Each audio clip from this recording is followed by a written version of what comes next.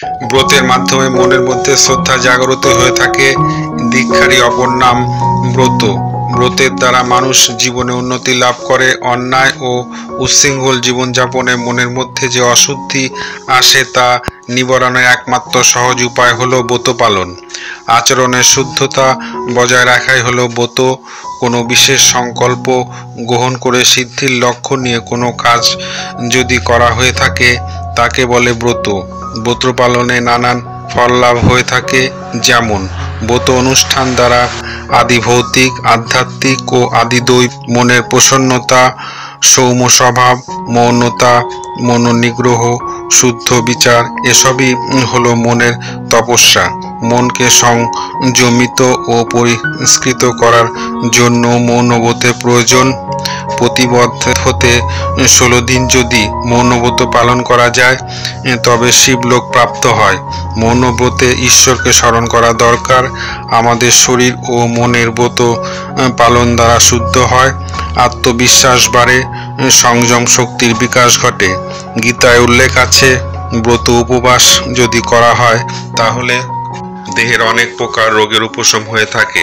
ব্রতের দ্বারা আমাদের আত্মশোধন ও শক্তি এই দুটি লাভ হয়। যে ব্যক্তি প্রত্যহ মৌনব্রত অবস্থায় মানুষকে ভোজন করায় সে স্বর্গে 10,000 কোটি বছর ধরে পূজা পায়। উপবাস মানে শরীরকে কষ্ট দেওয়া নয়, বরং তাকে আরো অধিক জাগ্রত করা। ইন্দ্রিয় লালসা ও বাসনা কামনা এই দুই থেকে মনকে সরিয়ে নেওয়ার জন্য উপবাস। এটি একটি সাধন বিশেষ। প্রত্যহ অত্যন্ত যদি একদিন ব্রত পালন করা হয় তাহলে আমাদের দেহের বিভিন্ন অঙ্গের পূর্ণ বিশ্রাম লাভ হয়, দেহ ও মন সুস্থ সবল থাকে, মানসিক শক্তি, আয়ু বৃদ্ধি পায়।